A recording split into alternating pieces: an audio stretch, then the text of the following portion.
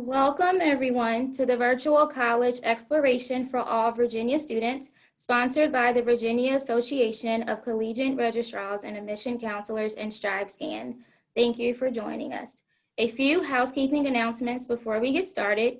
You can use the Q&A button on your screen to type your questions to our presenters at any time. Your camera and microphone are off, so the panelists cannot see or hear you. This is just one of the many different sessions happening, so be sure to check out the full schedule at strivescan.com/Virginia. This presentation is being recorded and will be available within about a week at the same website, strivescan.com/Virginia. I'd like to now turn it over to our presenters, and thank you for joining us. Wonderful. Thank you so much, everyone. My name is Keith Doucette. I am a regional admissions counselor at St. Andrews University down in Laurinburg, North Carolina. And today we have a pretty solid panel of admissions reps as well as some eSports experts. Our goal today is going to be to share with you guys a little bit about the world of eSports and gaming and what that's like in maybe your community right now, maybe some opportunities at your high school. But we're also going to be talking about the next level and how you could actually engage in some of these opportunities at the collegiate level and maybe even beyond. We're not only going to be talking about the sport, but we're also going to be talking about some career paths and ways that you may be involved in eSports outside of the gaming arena. So we know that some of you on here may be just recreational gamers. Some of you guys may have dabbled in competitive gaming at this point.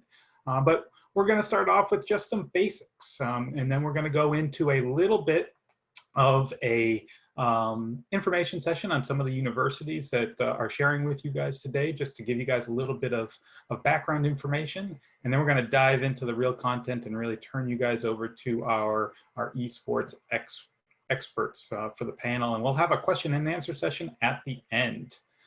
So please, as you go throughout the presentation, don't hesitate to use that question and answer panel down at the bottom. We'll actually get those out to our panel, and if we don't have a chance to get to all the questions, we'll make sure that we have someone reach out to you at the end to get those questions to you. So let's go ahead and make sure I got my presentation going. One more click. And so let's start off with the basics. What are eSports? And the easy answer is competitive multiplayer gaming. Again, there are as wide open there, wide range of places to play, games to play. Some of you may have your favorite game. Some of you guys may like to bounce around, play different games. Some of you guys may have never even given much thought as to playing competitively. Again, some students or players play just for fun, while there are some players out there that are really going after cash prizes, sponsorships, playing in big online tournaments. So the world of eSports is big and growing. And so little rundown of what we're going to kind of touch on. We're going to touch upon the eSports market and what that's like. What is the future looking like for the world of eSports? How can you get involved in your community right now? And then thinking about that next level, how do you get actually recruited to a collegiate eSports team? Are there scholarships available for that? What sort of scholarship opportunities are there? How can you get your hands on some of that money? And then we'll wrap up with some of the career opportunities, ways to take it even beyond college that's out there. So what we're going to start off with is just a quick rundown. We're going to spend about a minute on the 3 different institutions that are sharing with you guys today. As I mentioned earlier, my name is Keith. I work with St. Andrews University. We are a small private university located down in Laurinburg, North Carolina. If you're not familiar with Laurinburg, we're right on the South Carolina, North Carolina border. We're pretty much right in between where the big city of Charlotte and the coast of Wilmington and the beaches there. We're about 2 hours from each. But one of the things that set us apart at St. Andrews is our 4 pillars. And you can see down there, tradition is a big one. We've been around doing this education thing since the late 1800s, 1896 actually. So we have a lot of rich traditions, and those are just building blocks for our students to really build off of, to learn, to grow, and to go out there and tackle their futures. We are global, and we have a lot of international students. We also have opportunities to travel abroad within the education. And what that does is it helps students get exposed to different viewpoints, to really learn from different cultures and really think about how the world interacts. And in today's global marketplace, that is extremely important. And then experience, whether it's on the field, in the esports arena, whether it is in the classroom. Our students have a wide array of different experiences. Being a small school, small class sizes, a lot of individual attention, and a great opportunity to build strong connections. And that leads us into that fourth pillar, and that is community. We have a small, close-knit educational community. St. Andrews University has just under 1,000 students. And so it's a place where students really get to be known and make connections. And that's something that's extremely important to it. So that's a little bit about St. Andrews. I'm going to pass it on to one of my co-panelists here to tell you a little bit more about Johnson & Wales University. Hi, my name's Marisa Marcy, and I'm an admissions rep with Johnson & Wales.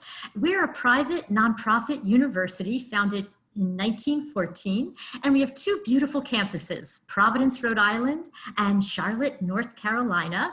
We have a wonderful, diverse student body, more than 50 majors, everything from business, culinary arts, hospitality, sports, entertainment, event management, health and wellness, computer science, engineering, technology, criminal justice, liberal studies, and so much more.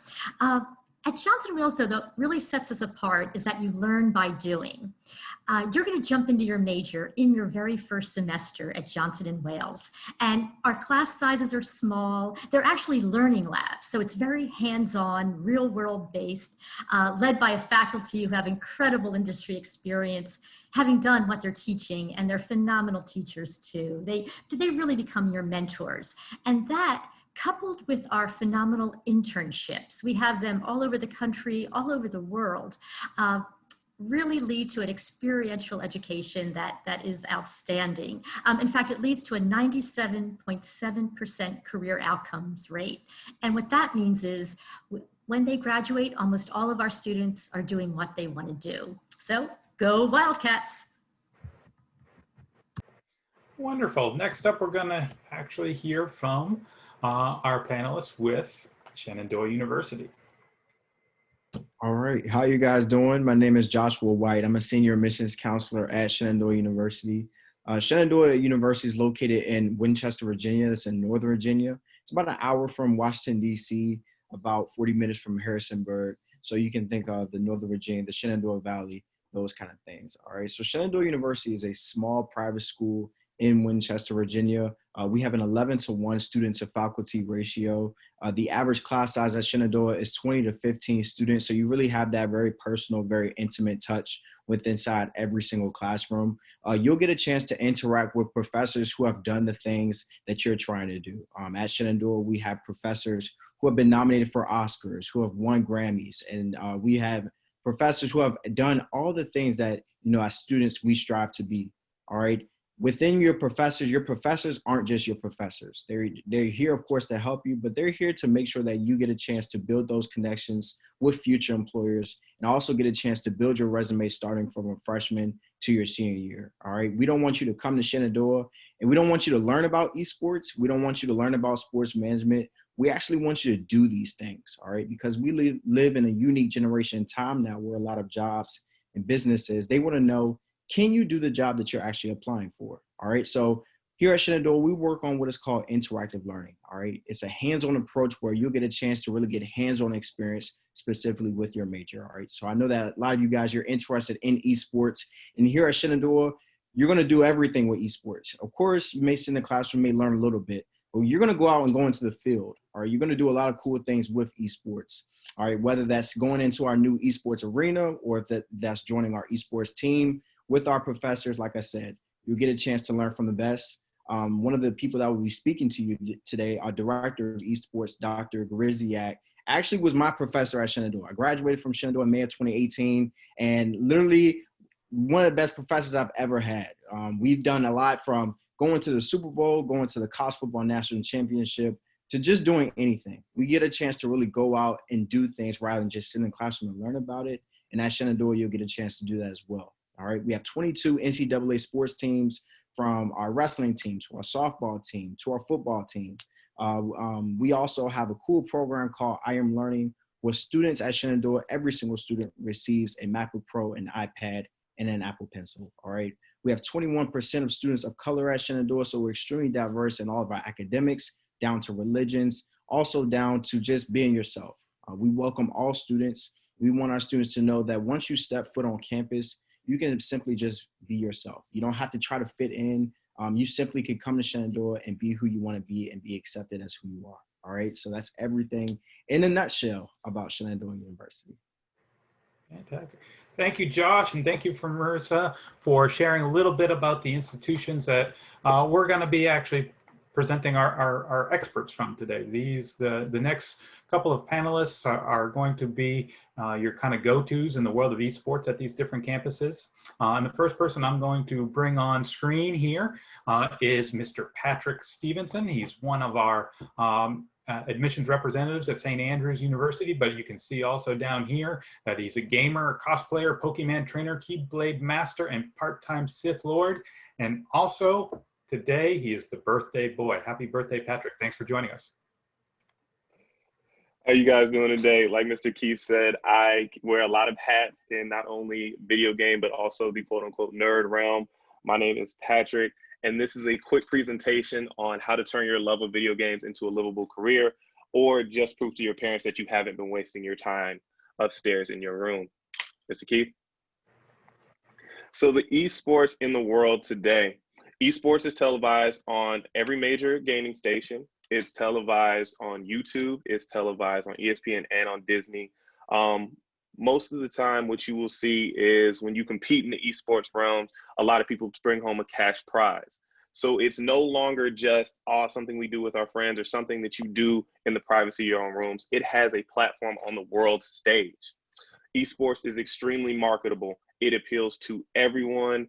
It has so much merchandising. You can fit esports into any realm. So you don't have to feel like because you haven't played esports all your life, or you haven't been a video gamer all your life, that there's no space for you in that. There's a market for you somewhere if you're trying to break into it, if you've been in it since you were a toddler.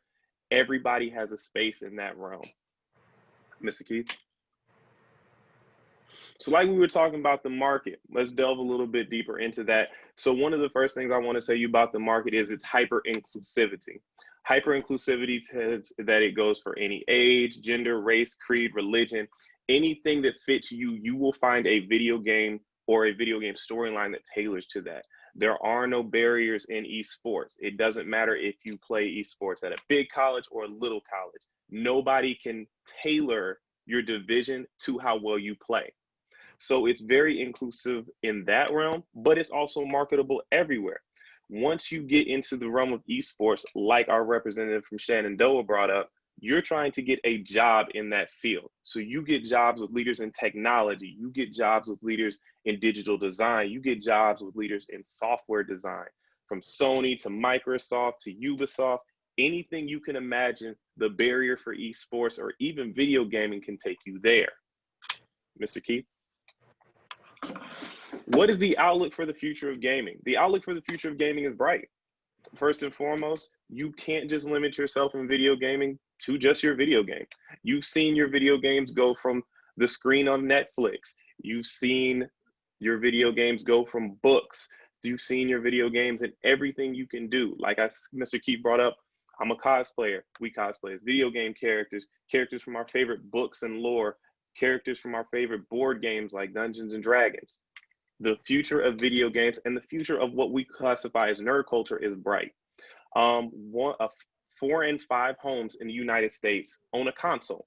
And that's not including the people who only play PC. That's not including the people who own Game Boys and Nintendo Switches. When I say console, we're talking Xbox and PlayStation. 4 in 5 homes own one PlayStation, and that's not including the people who dad has one and all the kids have one. And then even like mom has a Switch and little brother has a Game Boy. 4 in 5 homes own one. So not being able to find a place for yourself in esports is crazy. Mr. Keith?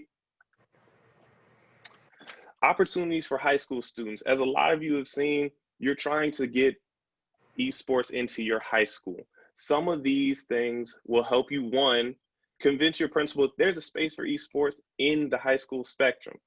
First off, it builds diversity on your resume. When you're applying for colleges, they're going to ask you, what have you done? What separates you from the person standing right beside you? They'll also do that when you're applying for jobs. What makes you special? You can say, I brought an esports team to my school, and everybody knows video games. Either you have someone in your family that plays video games, you yourself are a gamer, or someone you know knows a gamer. So bringing that to a high school spectrum just diversifies, one, your portfolio, and two, your resume. It widens your prospects for who you're going to college to see. 3 of the schools on here have an esports team. You can only imagine that every school in the United States either has an esports team, is making an esports team, or has an esports club that they compete with. So there's space for you in that realm if you're not the traditional athlete. And when I say traditional athlete, I mean you play sports in a physical realm. It expands your marketability and jobs. Like I said before, when you go to fill out your resume and you put down, I was the captain of my esports team, that's a talking point that you can bring to potential job offers, potential employers, and even when you go talk to colleges, like, hey, I started an esports team here. That's what separates me from the person standing next to me. Mr. Keith? And your opportunities in college, it opens up a diverse recruitment pool. So like we already said, if you're looking for colleges and all you have is great grades, you've been in all the clubs, but now you're looking for that athletic piece that you did, esports is now something that you can put onto your transcripts. It creates diversity amongst the students. There are no barriers, like we said before, in esports. Esports is simply who has the best gaming ability. It doesn't matter if you have one arm, if you're black, white, Latinx, all people in esports have a place. It's another opportunity for scholarships. The reason a lot of the students on this call are on this call, because they realize that you can go further in esports and it can bring you a scholarship. It adds to your resume. Like we said before, I can't stress this enough. Having esports on your resume as starting a team, being a captain of a team, bringing that you were in esports, you bring the availability that you work not only with video games, you brought software design, you bring audio and visual tech. Finding your space in that is just the greatest thing you can do. And I bring my own personal story into this. My dad's a retired colonel, and he said we'd never find a future in video games, but here we are. Mr. Keith, that's all I got. Absolutely. Thank you so much, Patrick, and especially big thank you for taking some time to share your passion and your expertise on your birthday. I want to bring back in Marissa from Johnson & Wales to introduce our next panelists. Super. Thank you so much. And now we'll hear from Aaron Koliakimo. He is the esports coach at Johnson & Wales University, also known as the Paradox Muse. He has over a decade of experience playing professionally in a variety of games, and he has served as an analyst for several League of Legends organizations. So take it away, Coach. Thank you. Thank you. Hello, everyone. My name is Aaron. So again, I've been with Johnson & Wales now since 2019 as well. So this is my second year as that program. I've been working with universities since 2016, starting a couple of other programs at other colleges. So I've been doing this for at least a little bit, a while. And I've learned a couple of things over the past years in terms of what a couple of coaches are going to be looking for, or things that make my job easier. And if you can make my job easier, that's going to look really good in terms of students that are looking to come to colleges. So here, in terms of recruiting, there's typically 2 types of recruiting. There's the direct recruiting and then the indirect recruiting. Right? The direct recruiting is just you as a student taking some initiative, reaching out to those coaches. You can search online for any of our colleges plus the word esports, and it will bring you typically to any of the pages wherever esports is housed, whether it's under student activities or whether it's under athletics. You should be able to find either my contact or, again, Patrick's contact or Joey's content as well. We're all very easily just a Google search away. Reach out to those coaches and those esports directors as well. We love to hear from students that are looking to come to the universities, and we're more than happy to talk to you. Other ways that you can get noticed is through indirect recruitment, such as competitions and tournaments on Discord and Reddit. Schools are going to be posting recruitment either through scholarship opportunities or looking just to have more students come to their university and talking about what's offered at the various universities. Again, all of us here, all of our universities have some sort of esports arena, whether it's 10, 20, 30 computers, just depending on its individual sizes. Again, you have other universities that have multiple computer centers, areas for viewership, anything like that. So again, we're always looking for new students to come to our universities, and we're happy to talk about any of the things that our programs can actually offer.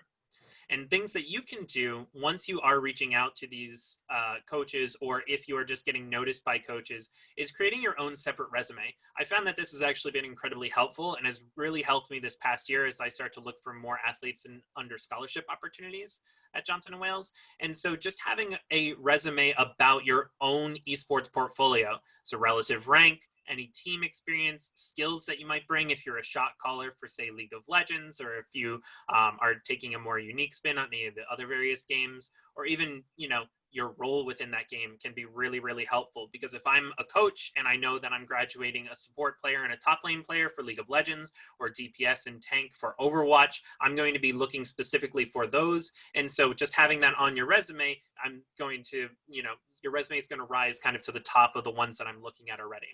And also highlight videos. There's nothing better than just sending highlight videos or even introduction videos or interview videos that you've done either through other esports organizations or anything like that. Those are really going to help a lot of the colleges kind of separate you out from students that might be interested in esports, that students are definitely interested in esports. And so not only that, but when you are looking at the various universities, there's going to be different types of programs that you're going to find. You have very competitive programs, and competitive programs, mostly the way that you can tell them are they're always looking for the top students. Not only are they always looking for the absolute top students within any game, but they're also going to be typically focused on maybe one or two esports, right? So you have universities like Maryville University, who's won the college League of Legends tournament for the past almost 3 years, has won several international tournaments for colleges, and is competitive with some of the amateur esports teams. And that's because they're always recruiting full tuition for some of the top students and challenger students within those particular games. You also have some communities that are more about involvement, right? So a lot of esports programs, you know, you might even get a scholarship if you say, hey, I'm above average in this particular video game. I have an interest in coming to your university. Some universities are just using esports as a type of involvement, which is, you know, a fantastic way to retain students at the university, but also a great way for you to meet lifelong friends, a great way to have lifelong activities also at the university, and a great way to, you know, spend your free time at any of the university. And again, there's always going to be that nice little mixture of those two, where some universities might have competitive or varsity teams for particular sports, but also have club teams in some of the newer sports. Again, even just talking a little bit about our own program, we've added, you know, Valorant as, you know, the hot new game of this past year. We have to start that off originally as a club sport, but as we get more competitive students and more competitive teams, we'll be moving that to, say, a varsity sport as well. So now let's talk about actual scholarships. So these two graphs just kind of briefly show the number of scholarships that are coming in within the past few years for esports. And as you can see, the first esports scholarship was in 2014. That actually went to, you guys might know him as Bloodwater. He was a professional League of Legends player who then decided to go to the University of California, Irvine. He actually received the first full ride esports scholarship out of anyone. After that, it continued to grow. You had Robert Morris, who was the first university in 2016 that offered a full team, full tuition for League of Legends. And then again, the scholarships just continued to rise. And in 2020, those are projected numbers that 135 esports scholarships will be offered to various students of various degrees. And if you notice the one on the right, that shows the total amount of money of esports scholarships that were gifted back in 2018 and 2019, and it was over $15 million for esports scholarships, which is an insane amount. So let's actually talk about what those scholarships entail. So again, the scholarships can be anywhere between $500, that's the lowest amount that I've seen, all the way up to full tuition. This can include room and board. Some universities are even starting to put together their own esports housing units or esport dorms. So again, you would be even dorming with and rooming with some of your teammates, which again is, general practice for a lot of the professional organizations as well. The program type, though, again, is heavily dependent on the type of tuitions that you're going to receive. Again, if you have a really competitive program, they're mostly going to be offering higher tuitions. However, again, if you're not a challenger player, if you're not a grandmaster in Overwatch, if you're not top 100 in any of the other various games, there's still going to be scholarship opportunities that can be available to you, right? There's going to be ones, they're going to be a little bit on the lower end, but you might as well still focus in on trying to get those scholarships, because the worst thing that can happen is the school says no, and you don't end up getting, that small amount of scholarship. However, you can still go to that university and compete and play with the various other students as well. Again, scholarships can be applied to the tuition in a lot of different ways. They can be merit-based, or apply during merit-based scholarship, again, based on your ranking and everything along those sorts. Again, some universities can even apply them before financial aid or even after financial aid. So keep that in mind as well. Ask about how the tuition and how those scholarship opportunities are actually applied. And again, there's always going to be some sort of application process, whether there's tryouts, whether there's, meeting with the coaches over Zoom, over Discord, over whatever other platform there might be. There's always going to be some application process. So make sure that you are contacting them early and often. So for the next slide, I kind of just took together and looked at the aggregate of the 137 schools that are going to be offering esports scholarships. These include all the various games that scholarships are available to students now. So in other words, at least, I did need to narrow it down just a little bit, where there are at least 3 universities that are offering a scholarship for any of these types of games. So again, you can kind of take a quick look and see if you see any of your favorite games on there. However, the field is going to be really skewed for scholarships. So if we go to the next slide, this is a general representation based on the size of the logo for the universities and the number of scholarships they're offering. So as you can see, League of Legends kind of dominates that field. Again, it's, right now the #1 esport in the United States and in the world, actually. And so again, most of the scholarships do focus towards that. Again, that also has to do with a couple of other things, but you can see already Valorant, brand new game. They're almost the same size as Rocket League. There's a lot of schools that are already looking to offer scholarships for Valorant.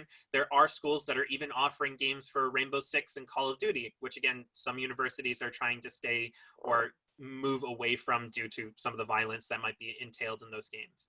The EA logo actually represents FIFA, 2K, Madden, and NFL. So, NHL, sorry.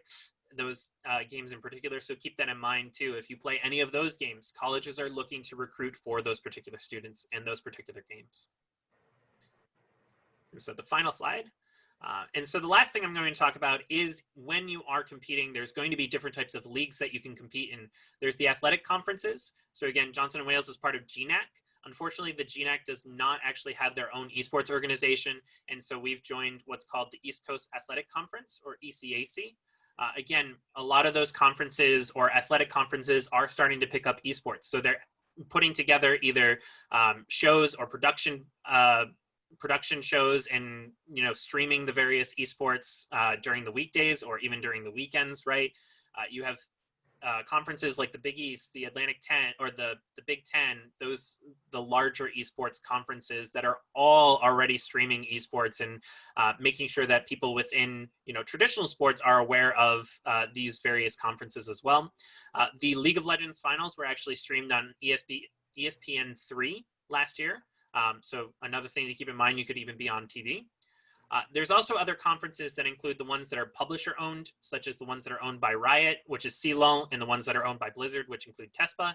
And then again, there's also third-party ones that are just completely independent and that are college focused, such as NACE, CEA, CDL, and CCA. So again, when you are reaching out to those universities, ask them about what leagues they're competing in and how their conferences are created. Well, thank you very much, Coach. Obviously, when it comes to college and finding ways to help pay for college, why not think about your love of gaming and esports as an opportunity. Now I want to bring back in Josh from Shenandoah to introduce our final panelist. Yeah, so I'm so happy that we have the director of our esports program and major at Shenandoah University, Dr. He doesn't like when I say his whole name, but I'm saying it anyway. Dr. Joe Gariziak with us on today. That's going to talk to you guys about beyond college and into the career field with esports. So Doc G, it is all yours. Appreciate it, Josh. And I'm going to call you Josh, not Joshua, because we're cool like that. Yes, my name is Doc G. I go by Joey around the esports arena. I'm the director of esports. And as Josh said, I'm also a professor of esports. And I want to talk to you about more than just going to college, more than just being involved in high schools or college. What else can esports do for you? Because there is so much more to esports than just playing games.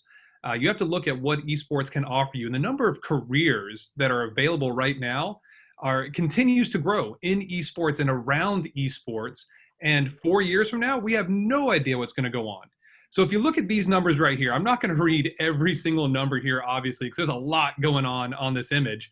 What you need to know is that we continue to see an increase in the number of jobs, in how much people are getting paid, in the number of opportunities for esports. Esports offers an educational opportunity while you're in school, whether you're competing on the teams, whether you're hanging out in the arenas, whether you're studying esports. A number of schools are starting to offer esports as a major or as a course of study at their university, including here at Shenandoah, because we really see beyond gaming that, yes, playing esports is great. But the fact of the matter is, our students here at Shenandoah are not going to be professional gamers. It's incredibly hard to make a career out of being a professional gamer. It's like saying you're going to play in the NFL, play in Major League Baseball, play in the NHL. The likelihood of that is not very high. And so we got to look at what else is out there. And so when you look at the kind of career opportunities that are there, yes, you can be a pro gamer if you can make it that high. You can leave it here, Keith, that's fine. But also beyond that, there are things related to the management side of esports, related to the content creation, the broadcast production side, related to even the exercise science side, related to gaming music. There's a lot of different areas you can get into. And like I said, the jobs continue to grow as we continue. And you can see that major publishers, major developers, yes, there's a lot of job opportunities there. But the really exciting part about esports is that you can really create your own path. You can be very entrepreneurial in esports beyond college and looking at your future career, because you can start your own esports org. You can start a training facility. You can start a gaming PC bang. Anything related to esports, you can start on your own, because that's what esports offer us. And to be honest, we don't know most of the jobs that will be around 4, 5, 6 years from now in esports and in gaming in general, because they continue to be developed and continue to be created as we go. And so one of the biggest things about esports at the college level is that it prepares you for that next path. And it prepares you for a path that's not just in esports, because it teaches you lessons that will transition to a lot of other areas and a lot of other industries. Things like teamwork, communication, adaptability, sportsmanship, how to win, how to lose. Those are all characteristics that will serve you well into your career, no matter what it's in. And so from this graph right here, again, I'm not going to read all of this stuff, but you can see that a number of states are offering jobs and careers in esports. The number of jobs that are out there, they've gone from about 6,000 to more than 11,000 here in 2019. And even into 2020, we don't have all the data yet. It continues to grow. So when parents ask you, well, what in the world are you going to do by playing video games? Well, you can tell them there's a lot of things you can do by playing video games. I was kind of the same way. Patrick, Aaron, you all kind of nailed everything you all talked about. And that we've turned our passion in gaming into a career now, because we know how the industry works and we know how it continues to grow. And students that are going into college to play games, they can look at, man, I can make a job out of this. I can do something I love doing for a career. You absolutely can. And you can really carve your own path. Or you can go into things like working for Twitch or Riot or Epic or Blizzard. You can work for all these different publishers that are out there. You can work for any kind of tournament organizers, E-League, ESL. There's a lot of opportunity out there to be involved at the high school, college, professional level. If you wanted to get into coaching, I'm telling y'all right now, there are a lot of jobs that are going to be open in the next 10 years at a number of different levels for esports coaches. So if that's your passion and you love teaching students about how to improve their gameplay, you love going over VOD reviews, if you know a lot about the games, you know the meta and everything that's going on in all these games that you might play, there's a job for you in just coaching esports. Aaron will be the first one to tell you that because that's what he's doing now. So a lot of jobs continue to be created in that. Keith, can go to the next slide, please. And then this slide just kind of looks at all the different areas that can be involved around esports, because esports is very interdisciplinary. It pulls in a lot of other areas. There's not just one area. It's not just the STEM areas that are involved in esports with software development. Obviously, that's a big part of it, but also shoutcasting, or broadcasting as traditional sports people would call it. There's general managers, event organizers, web developers, the marketing side, business. There's coaching, there's analysts.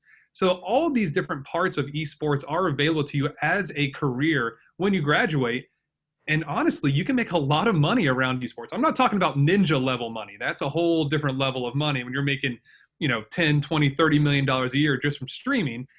Not everybody's going to be the next ninja. If you are, great. Remember my name and please look me up when you get there. So there's all these other opportunities that can exist for you around esports that can really use esports to get you there. It's much more than just playing video games. I tell students and parents, I tell parents a lot, tell parents all the time, your son or daughter is not going to school just to play video games. Yes, they're going to play some games. It's a mechanism to give them an educational opportunity to continue to develop those skills that will serve them far beyond college, no matter what they go into. You don't have to study esports just because you play esports. We have nursing students, pharmacy students, we have conservatory students that are competing on our varsity teams right now at SU that won't go into esports. But then we have those that are looking to get involved more on that management side or on that casting side. We have a broadcast production studio here as part of our arena, so they get that hands-on learning. As Josh was saying earlier, Shenandoah is all about experiential learning. We want our students doing as much as being in the classroom learning, because that's going to help build a resume to get you to that next level and really separate you from everybody else that's trying to get those jobs in esports. And if you can pair your passion with your knowledge and skill set, you're going to have a career that's going to be very rewarding, very fulfilling, and will last you really your lifetime, and you can make it what you want. I mean, my job every day is to come in and talk about video games. I mean, how awesome is that?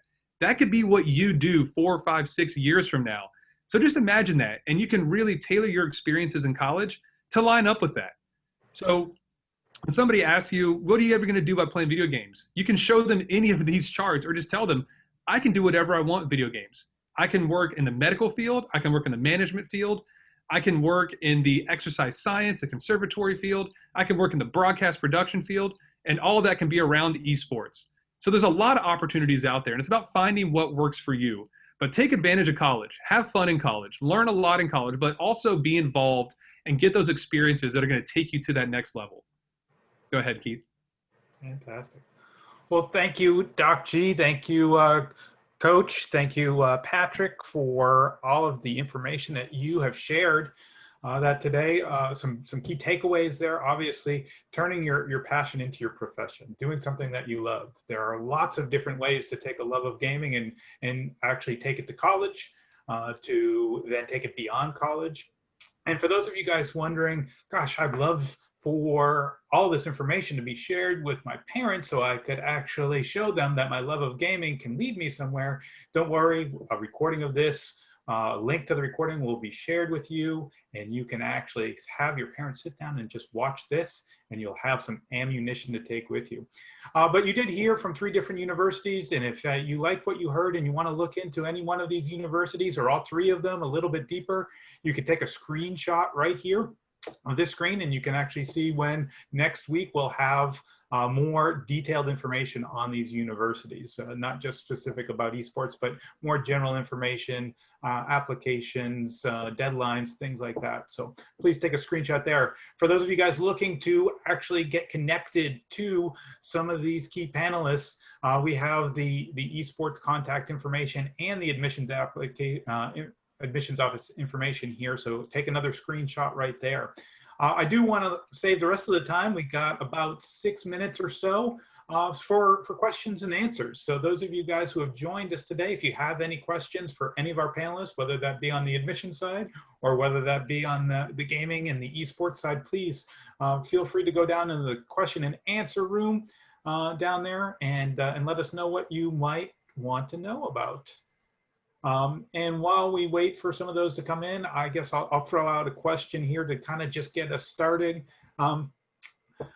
Is it possible for someone who is coming in as a traditional athlete, say a tennis player or a football player, can they also be on the esports team? Yes. Um, I imagine different universities have different regulations. So, like, if the practices are at the same time, of course, go with what's paying for you to be at school. But yeah, there's no reason you can't play a different sport and also be on the esports team. So last year, even we competed in FIFA in the ECAC. I had one FIFA team. This year, because we don't have soccer, I actually have 4 FIFA teams. 3 of them are just my soccer players. So again, this year, because we aren't doing soccer, they have still found a way to remain active at the university by creating 3 more FIFA teams. So. Yeah, absolutely. Same thing. We have a lot of our student athletes here that play soccer, basketball, volleyball, tennis, that are competing on a number of our different varsity esports teams. We work with the coaches to make sure to try to do the best we can to not have practices overlap with each other. But we tell our students, hey, if that happens, have a conversation with us. We want you having a good collegiate experience. If you came here to play tennis, you came here to play soccer, yes, go do those things.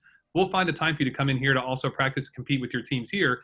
We just ask you to have that communication. And that's a skill set you need to learn, is time management and communication skills anyway. So absolutely, students can do it all. They can play traditional sports, esports. They can be in the conservatory and be in the musical performances. Whatever a student wants to do, there's a room in the esports programs for everybody. Fantastic. I have another question I'd love to throw out there. Let's say that I came onto this session today and I was I'd like to play some games here and there. I was kind of interested in what this session was going to be all about, but I've learned a lot of information and I've seen that there's some really high level gaming going on out there. What if I'm intimidated by that? Maybe I'm not the best player. Are there still ways that I might be able to be involved with the esports if I might not be necessarily playing? What might some of those opportunities look like? Yeah. You could, oh, go ahead, coach. Okay, I was just going to say, yeah, I mean, there's a lot of opportunity. We find room for everybody here, whether it's on the varsity teams, A team, B team, C team. There are club teams here as well that are student run instead of university organized. But also beyond the competitive side, we offer just a chance for students to come together, to learn together, develop a community together in our arena, and learn what it takes to just be a part of esports. If they want to learn the broadcast side of things, they can work in our broadcast production room. If they just want to be involved around people that are like-minded and play in the free time, absolutely. As long as it doesn't interfere with the varsity times, they can come in, use the computers, use the switches that we have. We want students just involved to fuel their passion, because we see the kind of community that can be developed from gamers, because these are some very passionate students. I've been around sports students like Josh my entire life, and sports students are passionate. You know, Josh loves football and everything about sports, but Josh, sorry, gamers have a bigger passion than athletes do. I'm sorry, it's just true. Like, gamers have that passion and just want to be involved, and there's room for everybody to be part of these programs. It's true. Even at Johnson & Wales and at other universities, everyone is more than welcome at esports. And that's kind of the nice thing about that inclusivity that I know Patrick was even talking about earlier too, where again, it doesn't matter. It's, if you want to get involved, you can come to the university and we will find a place for you. I have plenty of students that, again, they didn't even want to try out for any of our teams. We have our own Discord server. And again, like half of the people on the Discord server actually came to tryouts. The other half are more interested in the social media aspect, the community aspect, meeting new people at the university, and just kind of getting involved that way. So again, we're finding roles for them. We're putting them as casters. We're putting them in charge of our Twitch channel, our social media channels, etc. Because I mean, even Joe, as he's the director of esports for Shenandoah, you have to delegate some of that information. We can't all just do everything, Yeah, we try, but we just don't. It never works out. It never does. And I'll end it by just giving you a story of one of the players, man. We had because we service a couple of teams like our Smash Brothers team. We had a couple of students who didn't feel like they'd be good enough to join the Smash Brothers team. But, you push kids to be their best. So it's like, hey, man, go try. He ends up finishing 3rd in our school tournament. So, man, you don't know what you can do until you get out there and try it. Mm-hmm. Wonderful. Well, I think we are coming down to the end of our time.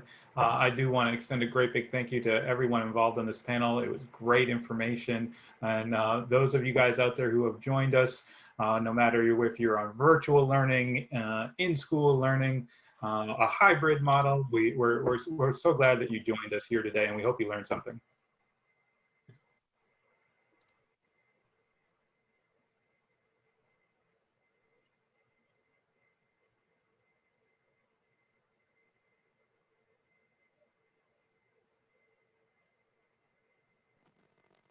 Well, this is supposed to be the thank you slide, but I can at least just give you the information. So, thank you all for joining us. When you close this window, there will be a link to a very quick 4-question survey.